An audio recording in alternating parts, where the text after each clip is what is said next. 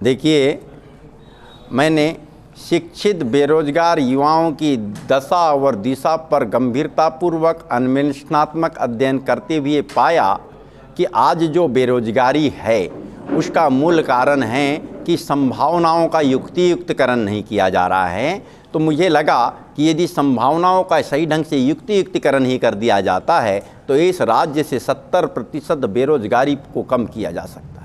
इसके अलावा एक नया कॉन्सेप्ट विकसित करने पर भी अगर हम चाहें तो 30% बेरोजगारी पर कंट्रोल कर सकते हैं, बेरोजगारी पर अंकुश लगाना संभव है। जैसे कि मध्य प्रदेश में सरकारी अधिकारियों कर्मचारियों की सेवानिवृत्ति आयु पहले 58 साल हुआ करती थी, उसे बढ़ाते बढ़ाते 65 और 68 पर प्रदेश सरकार पहुंच गई और केंद्र सरकार के EPFO अर्थात एम्प्लॉयमेंट प्रोविडेंट फंड ऑर्गेनाइजेशन ने इसे एक साथ 5 साल बढ़ाने की अनुशंसा कर दिया है। और उन्होंने अनुशंसा में लिखा है कि अब लोग जल्दी मरते नहीं हैं, दवा खा कर ज़्यादा जीते हैं, इसलिए पेंशन का भार सरकार पर पड़ रहा है। उसे कम करने के लिए 5 साल सेवानिवृत्ति आयु बढ़ा दिया जाए। यदि उन अनुशंसाओं को मान लिया जाता है तो इस प्रदेश में 70 और 73 साल सेवानिवृत्ति की आयु हो जाएगी। तब 10 साल तक कोई वैकेंसी नहीं निकलेगी, पद खाली नहीं होंगे। हमने 31 जुलाई 2024 को प्रदेश में यदि 58 साल सेवानिवृत्ति आयु लागू कर दी जाती है तो कितने अधिकारी कर्मचारी सेवानिवृत्त होंगे, इसकी जानकारी लिया तो कुल 5,30,000 का आंकड़ा हमारे पास आया, सरकारी, अर्धशासकीय, निगम मंडल बोर्ड और शासकीय उपक्रमों के।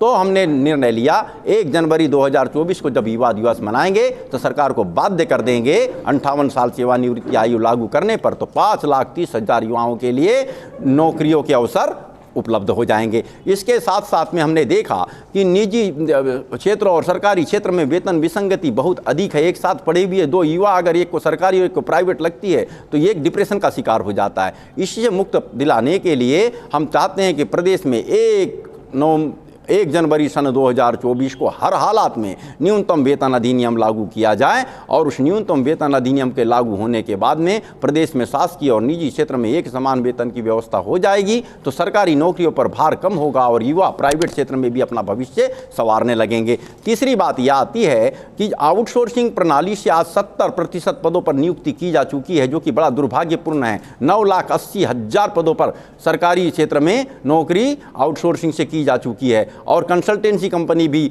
दलाली का एक अड्डा बना हुआ है। सारे युवाओं को दलालों के हवाले कर दिया गया है। इनसे मुक्ति दिलाने के लिए 1 जनवरी 2024 से आउटसोर्सिंग प्रणाली पर नियुक्ति प्रक्रिया पर हर हालत में रोक लगवा के रहेंगे। इससे 9,80,000 पदों पर नियमित नौकरियों के अवसर प्रदेश के युवा साथियों को मिलेंगे। चौथी बात यह है कि जो 8 घंटे की शिफ्ट ड्यूटी होती थी उसे 12 घंटे की कर दिया गया। उद्योगपतियों के दबाव में आकर के ही इन्होंने श्रम कानूनों में शिथिलता बरत दी और तो और उन्हें निलंबित कर दिया। उससे अंधाधुंध बेरोजगारी बढ़ गई है। इसलिए हम हर हालत में 1 जनवरी 2024 को पुनः 8 घंटे की शिफ्ट ड्यूटी लागू करा के रहेंगे, श्रम कानूनों को यथावत जारी करवा के रहेंगे और सरकार का एक प्लेसमेंट डिपार्टमेंट निजी क्षेत्र के कर्मचारियों की समस्याओं के तत्काल निराकरण के लिए स्थापित करा के रहेंगे। इसके साथ साथ हम लोग 1 जनवरी 2024 को ही राज्य को मिले अधिकार की सरकारी योजनाओं के क्रियान्वयन के लिए जातिगत आधार पर सर्वे राज्य करा सकता है। उसके तहत राज्य में जातिगत आधार पर सर्वे सुनिश्चित कराएंगे। SC वर्ग, ST वर्ग, OBC वर्ग, जनरल वर्ग, मुस्लिम वर्ग, सिख वर्ग, ईसाई वर्ग, जैन वर्ग, इससे सभी वर्ग की आबादी का अनुपात निकल के आ जाएगा। आबादी के अनुपात में आरक्षण सुनिश्चित करने से OBC वर्ग जो अभी ठगा हुआ महसूस कर रहा है उसे न्याय मिलने लगेगा। लेकिन एक साथ एक बात और भी आती है कि अर्हकारी परीक्षा में सबसे अधिक अंक लाने वाले को प्राथमिकता मिलना चाहिए। इसलिए 10% आरक्षण उत्कृष्ट श्रेणी अर्थात एक्सीलेंस कैटेगरी के लिए देने के लिए भी बात हम लोग कर रहे हैं। चौथी, पांचवी और आखिरी 6वीं बात जो हमारे सामने जो आ रही है वो ये है कि कोविनेंट मर्जर जिस समय देश में राजा महाराजाओं देशी रियासतों का विलीनीकरण हो रहा था उस समय बना था, उस कोविनेंट मर्जर एग्रीमेंट का उल्लंघन करते हुए अपनी पकड़ का उपयोग करते हुए देशी रियासतदारों ने सारी की सारी संपत्ति को अपनी बना के रख लिया है। प्राइवेट ट्रस्ट, पब्लिक ट्रस्ट बना के रख लिया है, अपने नौकर चाकर कुत्ते बिल्लियों के नाम दर्ज करा के रख लिया है और महलों और किलों में सिर्फ उस समय राजगद्दी पर बैठे हुए लोगों को ही प्रतिष्ठा के अनुरूप रहने का अधिकार दिया गया था। उसके बाद उनके परिजनों को नहीं रहना था, लेकिन उसको भी स्वामित्व में कर लिया लिया है, क्योंकि ये विधायक, सांसद, मंत्री और मुख्यमंत्री बनने लगे, इन्होंने सारी योजनाएं अपने अनुरूप बना लिया।